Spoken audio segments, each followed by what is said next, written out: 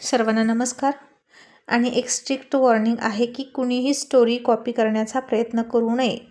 असा प्रयत्न केला तर मला लगेच कळतं आणि मग स्ट्राईक देण्यात येईल, एवढं लक्षात ठेवा. चला तर वळूया आपल्या स्टोरीकडे. भाग 155. मग सगळे डिनर करत होते. राणी रोहितला बोलत नव्हती आणि रोहित राणीनं बोलावं म्हणून प्रयत्न करत होता. आणि जानकी म्हणाली, रोहित, तू दुपारी जे काही वागला ते मला अजिबात आवडलं नाही आणि मला तुझा राग आला आहे. तू राणीच्या मनाचा जराही विचार केला नाही. आणि हे ऐकलं तसं रोहित घाबरला. सोनमही म्हणाली आणि सपनाही म्हणाली की रोहित भाऊजी, हे असं चालत नाही. दुपारी राणीची अवस्था तुम्ही बघायला हवी होती आणि आम्ही खूप घाबरलो होतो. आणि मल्हाररावसुद्धा रोहितला म्हणाले, एखाद्या गोष्टीमध्ये किती वाहवत जावं हे कळलं पाहिजे माणसाला आणि म्हणून फॅमिलीकडे दुर्लक्ष करायचं नाही, समजलं. आता सगळ्यांचंच हे बोलणं ऐकलं की त्याला वाटायचं, हिनं सगळं खरं खरं सांगितलं की काय. आणि रोहित म्हणाला, आई अगं सॉरी, ते चुकून झालं आणि नेमकी राणी आली आणि मी, असं म्हणून तो अडखळत होता. आणि इतक्यात जानकीच म्हणाली, राणी लंच घेऊन तुला सरप्राईज द्यायला आली आणि नेमका तू बाहेर गेलास लोकांच्या भेटी घ्यायला, हो ना? असंच झालं ना? तसा रोहित चकित झाला. त्यानं डोळे मोठे करून आश्चर्य वाटून राणीकडे बघितलं. आणि राणीनं अशी थाप मारली का इथे येऊन? चला बरं झालं, नाहीतर मी खूप घाबरलो होतो. आणि रोहितला वाटलं सुटलो, पण आता राणीनं इथे थाप मारली म्हणजेच बेडरूममध्ये जाऊन माझ्यावर काय फायरिंग करणार हे त्याला माहीत होतं. आणि आता रोहित रिलॅक्स होत म्हणाला, आई हो अगं, आणि मला काय माहीत राणी येणार आहे लंच घेऊन, म्हणून मी गेलो. जर माहीत असतं तर आई नसतो गेलो. आणि रोशन म्हणाला, म्हणजे तुलाही वहिनीसोबत लंच खायचा होता का? आणि रोहित राणीकडे बघून म्हणाला, हो मग का नाही खाणार, माझी लाडाची बायको आहे आणि किती दिवस झाले रुसलो आहे आम्ही. असा रोहित आता मुद्दाम ओव्हर ॲक्टिंग करायला लागला. आणि रोहित ओव्हर ॲक्टिंग करायला लागला की खूप हसायचा, उगीचच. आताही तसाच करत होता आणि राणीला त्याची नाटकं कळत होती. आणि हा माणूस एक नंबरचा ढोंगी आहे असं तिला वाटायला लागलं. सरडासुद्धा लाजेल यांना बघून इतके हे रंग बदलतात. मग सोनमने सपनाच्या कानात काहीतरी सांगितलं आणि सपनानं तिच्या शेजारी बसलेल्या राहुलच्या कानात काहीतरी सांगितलं. आणि राहुल म्हणाला, बरं तर आता 4-5 दिवस झालं आम्ही तुम्हा दोघांचा रुसवा फुगवा बघतोय आणि राणीचीही इच्छा होती की दुपारी त्यांच्यासोबत लंच करण्याची आणि रोहितचीही इच्छा होती. तर आपण एक काम करूया रोहित आणि राणी, आता तुम्ही एकत्र डिनर करा, चला बस राणी खाली बस, असं राहुल म्हणाला. तशी राणी म्हणाली, नको दादा, मी नंतर खाईन. आणि राहुल म्हणाला, बस म्हणालोय तर बस, मी सांगतोय ना, त्याच्या शेजारी बस, हवं तर त्याच्या प्लेटमध्ये खा पण त्याच्यासोबत खा. राणीला आता कसलीही इच्छा नव्हती, पण आता तिची मनधरणी करण्याची, दुपारी जे काही झालं त्याबद्दल तिची माफी मागण्याची म्हणा किंवा तिच्या मनातून ते सगळं काढून टाकण्याची, तिनं घरच्यांना काही सांगू नये म्हणून एक संधी रोहितकडे होती. आणि तो लगेच म्हणाला, अगं ये ना राणी, दादा इतकं बोलतोय तर त्याचा अपमान करू नकोस. आणि तुला माहीत आहे ना, दादाचं ऐकायचं असतं, दादा हा दादाच असतो, का रे दादा, हो की नाही? आणि राहुलही रोहितकडे बघून म्हणाला, रोहित तुझं अति जास्त उत्साही होणं कळतंय बरं का मला. काय भानगड आहे हे मी नंतर विचारेनच, आता दोघेही गुपचूप खायचं. आता तरीही राणी नको नकोच म्हणाली आणि राहुल प्लेटच मागं सरकवली आणि मनात म्हणाला, चला इथे आपल्याला कोणीच विचारत नाही आणि आपला मानच ठेवत नाही तर आपल्याला इथे थांबायचंच नाही. आणि अरे देवा, राहुल इतका हायपर कधीपासून व्हायला लागला असं राणीला वाटलं. राहुल दादा तर नेहमी किती कूल असतात. आणि आता थोरला या नात्यानं राहुल तिला ऑर्डर देत होता. आणि रोहित राणीला हळूच म्हणाला, राणी प्लीज खा ना, तुझं माझं जे काही असेल ते बेडरूममध्ये बघू प्लीज, पण घरच्यासमोर असं काही नको करू. आणि मग राणी म्हणाली, राहुल दादा प्लीज बसा ना, खाते मी. आणि फक्त मीच का, मग सगळ्यांनाच बसू द्या. आणि जानकी म्हणाली, तुम्ही मुली बसा गं, मी मात्र बसणार नाही, मी नंतर खाते. आता सोनम सपना म्हणाल्या, त्यापेक्षा राहू द्या ना आई, राणीलाच बसू द्या, आजचा दिवस रोहित भाऊजी आणि राणीचा, असं म्हणून त्या दोघींनी टाळ्या वाजवल्या. सोनमने पटकन राणीला रोहितच्या शेजारी बसवले आणि म्हणाली, ताई अहो दुपारी किती रडलात लंच मिस झाला म्हणून, मग आता डिनरचा चान्स मिळतोय तर करा ना. त्या दोघांचा डिनर सुरू झाला आणि आता पटतंय आम्हाला की रोहित भाऊजींचं तुमचं लाड करण्याचा, कौतुक करण्याचा चान्स जरी हुकला ना, तरी ते नंतर तुमचं नक्कीच कौतुक करतात, मिस काहीच करत नाहीत. आणि रोहितचं नशीब असंच होतं की त्याची कुठलीच गोष्ट वेळेवर होत नव्हती, नेहमी लेट व्हायची. आणि हा त्याचा स्वभाव आहे असा शिक्का त्याच्यावर पडला होता. मग आता डिनर करताना रोहित तिच्याकडे बघायचा, मुद्दाम तिच्या बोटाला हात लावायचा. राणी लगेच हातमागं घ्यायची आणि त्याच्याकडे बघतही नव्हती. मग आता सगळे जेवण करून उठले आणि बायका बसणार होत्या त्याआधीच रोहित राणीला म्हणाला, राणी चल ना बेडरूममध्ये. आणि राणी रागात म्हणाली, मग हे सगळं कोण आवरणार? रोहित म्हणाला, आहे की आई आहे, सोनम आहे. आणि राणी म्हणाली, ते आहेत म्हणून मी लगेच जाऊन हातपाय पसरून झोपायचं का? मला नाही जमत काम टाळायला, असं राणी सडेतोड म्हणाली. तसा रोहित चिडीचूप झाला आणि बेडरूममध्ये ती येण्याची वाट बघत बसला. आणि इकडे पुन्हा मेघनाला लहर आली आणि रोहितला विचारावं की काय झालं, म्हणून तिनं फोन केला. आणि तिचा फोन बघितला की ही डोकेदुखी आहे असं रोहितला वाटलं. तसा तर त्यानं 1-2 वेळा फोन घेतलाच नाही, पण ती सारखीच फोन करायला लागली. आणि रोहितने फोन घेतला आणि म्हणाला, काय झालं, का फोन करताय? हे पहा, मी तुमचाच काय, पण मी कुणाचाच फोन टाळत नाही, म्हणून तुम्ही फायदा घेऊ नका बरं का.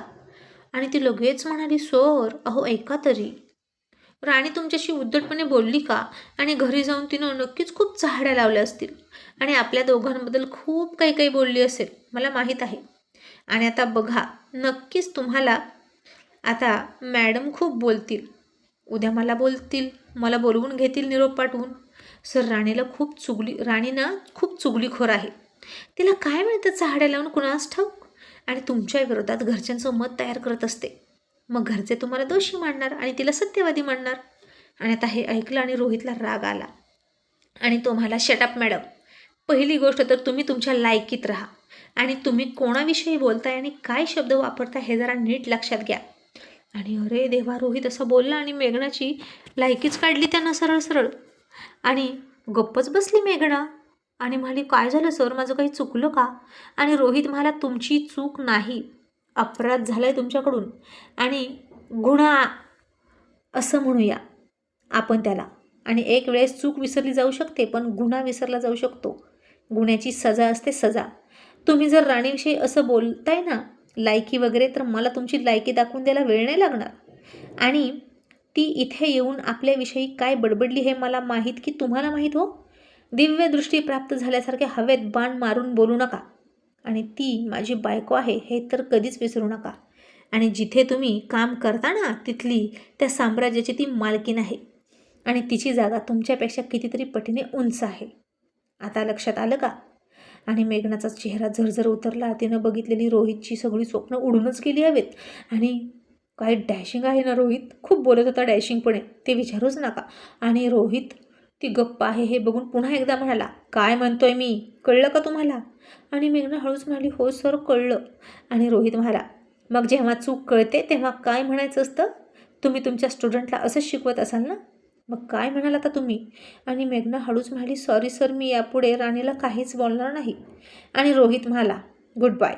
आणि त्यानं फोन कट केला आणि बेडवर फोन फेकून कमरेवर हात दिला आणि दुसऱ्या हाताने डोकं चोळायला लागला. आणि मेघनाचा आता खूप खूप अपमान झाला होता. पण आता रोहितनं कितीही अपमान केला तरी ती बाई फार विचित्र होती. 2 मिनटं गप्प बसायची आणि पुन्हा त्याच्यावरच प्रेम करायला लागायची. आणि सध्या तरी तिने त्याचे फोटो ठेवून दिले आणि तो जे काही बोलला त्याचा परिणाम होऊन शांत राहिली. आणि आता जसा मला बोलला ना, तसंच राणीलाही एक दिवस त्यानं बोलावं आणि बोल म्हणावं तिला, दोघांमध्ये चांगलंच भांडण लागू दे. तशी तिनं देवाकडे चक्क हात जोडून प्रेयर केली. आणि आता बेडरूममध्ये यायची इच्छा नसलेली राणी बाहेरच घुटमळत होती. आणि तिचं किचन आवरून झालं, सगळं झालं, तरी बेडरूममध्ये येईना. मल्हाररावांच्या खोलीत गेली आणि म्हणली, बाबा तुमचे पाय चेपून देऊ का? आई तुमचं डोकं चेपून देऊ का? आणि जानकी म्हणाली, तू असं का बोलतेस, मला माहीत आहे, पण अगं राणी, रूममध्ये जा तू, तो तुझी वाट बघतोय. दुपारी तुला भेटला नाही म्हणून असं करशील का? प्रत्येक गोष्टी टिटफॉटॅट करायचं नसतं, काही गोष्टी समजून घेतल्या पाहिजेत. तू जा, आणि कोणत्याही गोष्टीचा शेवट गोड तर सगळंच गोड. आता जा आणि राणी या भांडणाचा शेवट गोड करा. उद्याची सकाळ प्रसन्न असू द्या दोघांसाठी. राणी म्हणाली ठीक आहे. आणि ती हळूहळू पावलं मोजत मोजत आली आणि जसा तिथेच उभा असलेला रोहित बघितला आणि तिच्या हालचालींना वेग आला. पटकन हे इकडं ठेव ते तिकडं ठेव, त्याचा मोबाईल दुसरीकडे ठेवला, उशी घेतली, ब्लँकेट घेतला आणि झोपली. आणि रोहितनं चकित होऊन बघितलं आणि मला हे काय. आणि त्यानं पटकन बेडरूमचा दरवाजा लावला आणि तिच्या विनंत्या करण्यासाठी बेडवर चढला आणि ब्लँकेट ओढत म्हणाला राणी राणी मला तुझ्याशी बोलायचं आहे. आणि राणी म्हणाली मला नाही बोलायचं तुमच्याशी. रोहित म्हणाला अगं पण मला बोलायचं आहे ना दुपारी जे काही झालं त्याबद्दल. आणि राणी थँक्यू सो मच, घरी येऊन तू काहीच नाही बोलली आणि माझी बाजू सांभाळून घेतली. आणि ती म्हणाली घेतली तुमची बाजू सांभाळून. आणि आता तुम्ही असं म्हणणार का की राणी खोटं बोलते, कारण आता हे खोटं तुमच्या फायद्याचं आहे ना, म्हणून तुम्ही मला नाही दोष देणार. पण इतर वेळी म्हणता राणी तू खूप खोटरडी आहेस. मला सांगा आता जर मी हे सगळं खरं खरं बोलले असते तर तुमचं काय झालं असतं. आता रोहित थोडासा शेरमला आणि म्हणाला हो राणी तुझं बरोबर आहे, कधी कधी खोटं बोलायचं असतं आणि चांगल्यासाठी खोटं बोललेलं वाईट नसतं. राणी कळलं का, महात्मा गांधीसुद्धा असंच म्हणतात, एखाद्याचा जीव वाचवण्यासाठी बोललेलं खोटं चुकीचं नसतं. आणि राणी चिडून म्हणाली गांधीवादी सत्यवादी असाल तुम्ही, पण त्यातला एक तरी गुण आहे का आपल्यात, बघा जरा. गांधीजी एक कानाखाली मारली तर दुसरा गाल पुढे करायचे, सत्याग्रहाच्या मार्गावर चालायचे, आणि तुम्ही रोज माणसं मारता, लाथा बुक्क्या हॉकी स्टिकने मारहाण. त्यापेक्षा मी बरी, मी तर असत्यवादी आहे ना. आणि रोहित म्हणाला आता तू कुठून कुठे पोहोचली गं, माणसं मारणं हा माझा काही धंदा नाही, पण जर लोक माझ्या अंगावर येत असतील तर मी मारायचं नाही का, मग मी मार खाऊ का. आणि तू दुपारी अचानक कशी आलीस, मला का कळवलं नाही. आणि राणी लगेच म्हणाली आले होते तुम्हाला सरप्राईज द्यायला, पण मलाच मोठं सरप्राईज भेटलं आणि तुमचं सगळं सत्य कळलं. आणि आता मला कळलं आहे की तुम्ही मला फसवताय. आणि सर तुम्ही माझ्याकडून का अपेक्षा करताय प्रामाणिकपणाच्या, आधी तुम्ही किती प्रामाणिक आहात हे पहा. आणि रोहित म्हणाला राणी मी प्रामाणिकच आहे, मी कधी तुझ्याशी अप्रामाणिकपणा केला, माझ्या आयुष्यात फक्त तू आहेस. आणि राणी म्हणाली अच्छा फक्त मीच आहे का तुमच्या आयुष्यात, मग ती कशाला आहे, तंडी लावायला आहे का. आणि मी दुपारी बघितलं ते काय. आणि रोहित मला अगं ते तर सगळं. तसं राणी त्याला अडवत म्हणाली आता ते सगळं चुकून झालं असं म्हणाल ना तुम्ही. आणि काय हो कोणत्या तोंडाने बोलताय मला, ज्या तोंडाने त्या बायाला किस केला त्या तोंडानं. तसा रोहित चकित झाला आणि मला अगं ए काही पण काय म्हणतेस ग, मी तिला कधी किस केला, माझ्या मणीधणीसुद्धा नाही असलं काही. राणी म्हणाली केला, तुम्ही तिला किस केला, नाहीतर ती कशी आली होती, तिचं काय काम असतं हो तिथं सारखं सारखं, ती काही सोशल वर्कर आहे का, ती सारखी तुमच्या ऑफिसला येते. आणि तुम्ही तिचा हात हातात घेतला, तिचा पदर हातात घेतला, तिला मांडीवर बसवली, तिचे केस सावरले, तिच्या ब्लाऊजमध्ये हात घातला आणि तिची ब्रासुद्धा बघितली असेल. माझ्यासोबत जे जे करता ते सगळं सगळं केलं तिच्यासोबत, असं म्हणून राणी रडायला लागली. आणि त्यानं वैतागून हे सगळं ऐकून फार शॉक होऊन डोकं पकडलं आणि त्याचे केसही पकडले. आणि मला बाई अगं तुझी कल्पनाशक्ती किती सॉलिड आहे गं, कुठून कुठं पोहोचतेस तू. अगं फक्त हात हातात घेतला तर तू कुठं निघालीस. तेव्हासुद्धा माथेरानला म्हणाली की ती मुलगी माझ्यापासून गरोदर आहेस. राणी अगं तू कधी थांबणार आहेस हे सगळं. आणि राणी म्हणाली जेव्हा तुम्ही तुमचे काळे धंदे थांबवाल तेव्हा. रोहित म्हणाला राणी खोटं बोलू नकोस, हे बघ आता मी मान्य करतोय ना की तू मगाशी माझ्यासाठी खोटं बोललीस, कधी कधी खोटं बोलणं चांगलं असतं, पण इतकं नको खोटं बोलू गं. आणि मग मला म्हणावं लागतं की तू खोटारडी आहेस. अगं मी फक्त तिचा हात पकडला, तेही तिच्या हातावर कॉफी सांडली होती, माझं ऐकून तरी घे. आणि राणी म्हणाली काय ऐकून घेऊ तुमचं, मला काय नाही ऐकायचं. आणि मला स्पष्टीकरण तरी कशाला द्यायला आलात, माझा तुमच्यावर विश्वासच नाही. आणि रोहित म्हणाला का नाही विश्वास ठेवणार तू माझ्यावर, तुला विश्वास ठेवावा लागेल कारण मी चुकलेलो नाही. तसं राणीनं ब्लँकेट झटकून दिलं आणि रणरागिणीचा अवतार घेत म्हणाली मग तुम्ही ठेवता का माझ्यावर विश्वास, मी मनोजला एकदा चुकून धडकले तर तुम्ही काय म्हणाला, अशा धडका रोज होतील. आणि घेताना माझ्यावर संशय, मग आता मी का नाही संशय घ्यायचा. आणि रोहित म्हणाला अच्छा म्हणजे त्या गोष्टीवरून तुला हे बोलायचं सुचलं का. राणी हे बघ पहिली गोष्ट आम्हा दोघात असलं काहीच झालं नाही आणि मी पवित्र आहे. आणि तुला जर इतकंच बघायचं असेल ना तर चल आणि CCTV बघ, 2 CCTV आहेत त्या ऑफिसमध्ये, एक पुढून एक मागून, तिचंही तोंड दिसेल आणि माझंही तोंड दिसेल. आणि राणी म्हणाली आता कशाला तुमची बघू काळी झालेली तोंड. आणि रोहित म्हणाला, अगं तू असं का बोलतेस, मी काहीही चुकीचं केलेलं नाही. आणि राणी म्हणाली, मग कसं बोलू, किती अपेक्षा ठेवून आली होती मी लंच घेऊन. म्हटलं तुमच्यासोबत लंच करावा, तर तुम्ही आधीच पोटभर किस करून बसला. आणि रोहित म्हणाला, राणी अगं तुझं काय करू मी. आणि राणी म्हणाली, मला मारून टाका आणि तुमच्या वाटेतला काटा दूर करा. तसंही त्या मेघनाला तेच हवं. आणि काय हो, CCTV आहेत ना तुमच्या केबिनमध्ये, मग कुठेतरी ते सगळं रेकॉर्ड होत असेलच की. आणि मग तुम्ही जेव्हा एका बाईचा हात पकडता तेव्हा तुमच्या पदाची इज्जत जात नाही का, तुमच्या घराण्याची अब्रू जात नाही का. फक्त मी म्हणून मनोजसोबत बोलले की तुमची इज्जत जाते का. रोहितने आता डोक्यावर हात मारला आणि तिच्याजवळ मांडी घालून बसला, तिचा हात हातात घेतला. तसं राणीनं हात झटकला आणि म्हणाली, हात लावू का मला, याच हाताने तिचा हात हातात घेतला ना तुम्ही, मग आता माझा हात हातात घ्यायचा नाही. आणि रोहित म्हणाला, राणी आणि तू मनोजचा हात हातात घेतेस तेव्हा ते कसं चालतं. राणी चिडून म्हणाली, अच्छा म्हणजे मी त्याचा हात हातात घेते म्हणून तुम्ही तिचा हात हातात घेतला असंच ना. आणि सर तो माझा बेस्ट फ्रेंड आहे आणि फ्रेंडशिपमध्ये इतकं चालतं.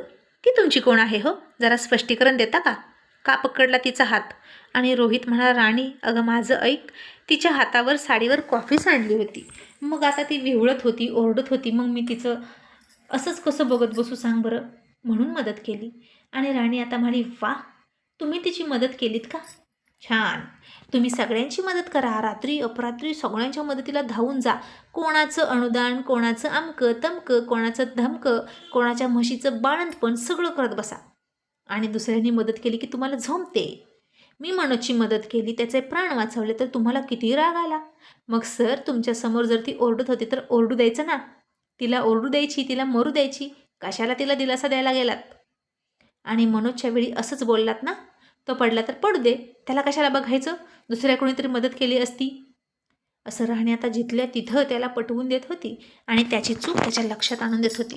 आणि रोहित म्हणाला, हे बघ राणी, तू त्याची मदत केली याबद्दल मला काहीच म्हणायचं नाही, पण तू घरी कळवायला हवं होतं, मला इतकंच म्हणायचं आहे.